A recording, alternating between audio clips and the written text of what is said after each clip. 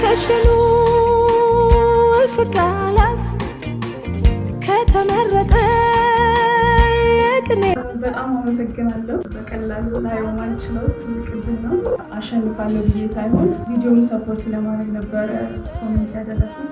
መማር የሚችሉ የሚፈልጉ ብዙ ሰዎች ስለሚኖሩ የሚፈልጉ ሰዎች እንዲደርስ ነበረ።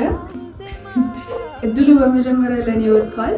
ከድለኞቹ ደግሞ የመጀመሪያዋ ስለሆንኩኝ እጅግ በጣም ደስ ብሎኛል። በጣም አመሰግናለሁ። እንግዲህ በባለፈው ቪዲዮ ይሄን እድል እንዴት እንዳገኘሁት አብዛኞቻችሁ ስትጠይቁኝ ነበር። ቪዲዮ ላይ ኮሜንት አድርጌ እድለኛ ሆኜ ተመርጫለሁ። ስላገኘሁት እድል ደግሞ እግዚአብሔር ክብሩን ይውሰድ።